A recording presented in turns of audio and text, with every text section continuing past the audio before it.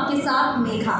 स्वागत है आपका हमारे बेहद खास प्रोग्राम में, जहां आपको सीधे लेकर चलेंगे राजस्थान की ओर। जैसा कि आप सब जानते हैं, बीते करीब 1.5 महीने से राजस्थान की राजनीति में उथल पुथल मची है।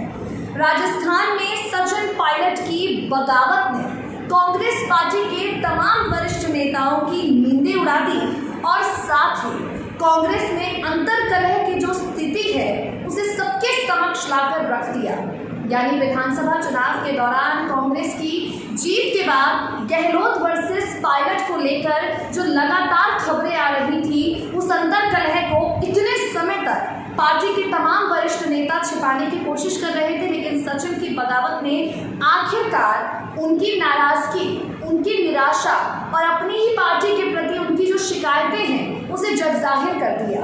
किसी तरह प्रियंका गांधी वाड्रा, राहुल गांधी और सोनिया गांधी के हस्तक्षेप के बाद सचिन की घर वापसी जरूर हो गई। यानी 34 दिनों के सियासी घमासान के बाद सचिन पायलट की घर वापसी तो हो गई, लेकिन परेशानियों का अंत हो गया है, ये कतई भी कोई कांग्रेसी नेता ना समझे, क्योंकि परेशानियां अब भी दिखाई पड़ रही हैं। कभी गहलोत गुट वर्सेस पायलट गुट की परिस्थितियां यहाँ दिखाई पड़ती हैं, कभी अशोक गहलोत के किसी समर्थक के विरोध में सचिन पायलट गुट के तमाम नेता नारेबाजी करते हैं, तो कभी सचिन पायलट खुद ही चिट्ठी लिखकर मुख्यमंत्री अशोक गहलोत को चुनाव के दौरान उनके द्वारा किए गए वादे याद दिलाते हैं। कुछ ऐसा ही एक बार फिर से हुआ है। जाट आरक्षण को लेकर सचिन पायलट ने बीते दिनों एक चिट्ठी मुख्यमंत्री अशोक गहलोत को लिखी। इस चिट्ठी के बाद जरूर गहलोत सरकार एक्शन में आई है। इस चिट्ठी के बाद जरूर मुख्यमंत्री अशोक गहलोत द्वारा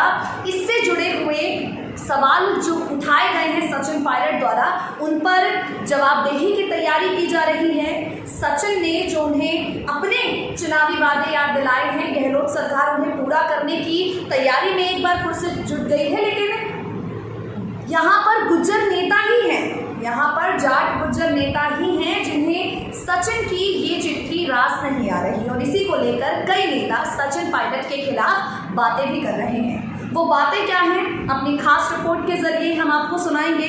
घर वापसी के बाद किस तरह अपनी ही सरकार के खिलाफ सचिन पायलट ऐलान जंग कर चुके हैं, कैसे पार्टी हाईकमान की बातों का मान रखते हुए घर वापसी करने के बाद भी सचिन पायलट गहलोत सरकार के खिलाफ जो मोर्चा खोल कर बैठे हैं उस पर अटल हैं, और किस तरह से सचिन पायलट के समर्थकों को कैबिनेट विस्तार में परेशानियों का सामना करना पड़ सकता है। ये तमाम जानकारियां हम आपको देंगे अपनी बेहद खास रिपोर्ट के जरिए। इस रिपोर्ट को आप ध्यान से देखिए, क्योंकि इसी के आधार पर आप आंक पाएंगे, आप आकलन कर पाएंगे इस बात का कि मध्य प्रदेश जैसी परिस्थिति राजस्थान में नहीं होगी। ये बात डंके की चोट पर तमाम कांग्रेसी विधायक, तमाम कांग्रेसी नेता कहते हैं, लेकिन जो स्थिति बनी हुई है मध्य प्रदेश के बाद राजस्थान में, वो इससे कतई अलग नहीं है। क्या है पूरी जानकारी, ये आपको मिलेगी हमारी बेहद खास रिपोर्ट में। देखिए जरा। राजस्थान की सियासत में गुज्जर आरक्षण का मसला लगातार हावी होता जा रहा है। चुनावों के पहले गुज्जरों की हुंकार हमेशा से सुनाई देने लगी है। इस बार भी पंचायत चुनाव से पहले गुज्जरों ने सरकार के साथ साथ सचिन पायलट को घेरा है। कर्नल किरोड़ी बैंसल गुट के बाद हिम्मत सिंह ने भी सरकार से आरक्षण की मांग की, लेकिन हिम्मत सिंह सचिन पायलट की चिट्ठी से उखड़ गए। उन्होंने कहा, सचिन पायलट जब सरकार में मंत्री थे, हजारों ज्ञापन उन्हें दिए गए, लेकिन उस वक्त उन्होंने एक शब्द नहीं बोला इस समाज के लिए। अब सरकार में नहीं है तो सरकार को पत्र लिख रहे हैं। डीओपी के मात्र परिपत्र जारी होने पर सरकार की तारीफ कर रहे हैं, जबकि अब तक न पद का लाभ मिला न देव नारायण योजना का क्रियान्वयन। गुज्जरों की 3 मुख्य मांगे हैं। पहली, साल 2011 के समझौते के अनुसार 4% रिजर्व पद रखें, उन्हें भरा जाए। दूसरी, 15 प्रक्रियाधीन भर्तियों में एमबीसी आरक्षण का पूरा 5% लाभ दिया जाए। तीसरी, देव नारायण योजना की क्रियान्वित सुचारू रूप से हो। गुज्जर नेता हिम्मत सिंह ने कर्नल बैंसला पर निशाना साधा है और कहा है, कर्नल बैंसला 2 बार सब कमेटी और 10 बार उच्च अधिकारियों के साथ समीक्षा बैठक कर चुके हैं, लेकिन अब तक एक भी भर्ती में पद नहीं दिला पाए। आपको बता दें, गुर्जरों ने सरकार से मांग की है कि आरक्षण समझौता सब कमेटी का पुनर्गठन किया जाए, सभी विभागों के एसीएस और प्रमुख शासन सचिव की समीक्षा बैठक करवाकर 5 प्रतिनिधि हमारी तरफ से बुलाए जाएं।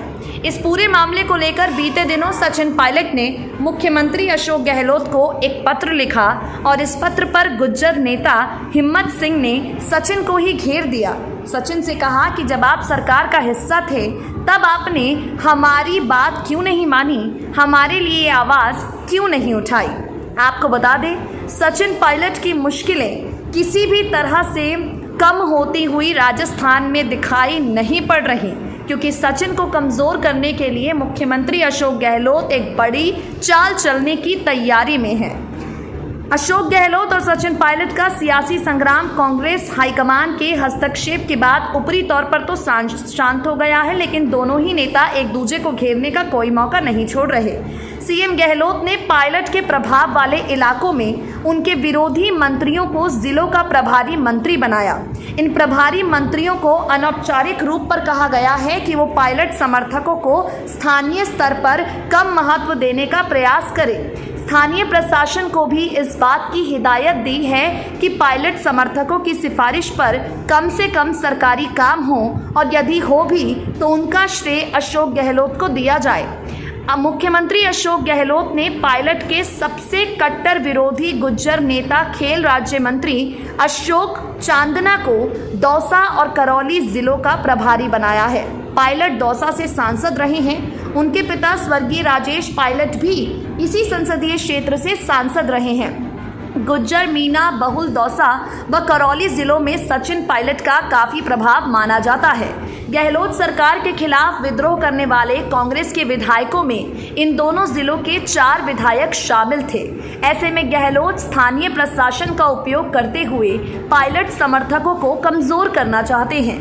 ऐसे ही पायलट के विधानसभा क्षेत्र टोंक का जिला प्रभारी चिकित्सा मंत्री डॉक्टर रघु शर्मा को बनाया गया है।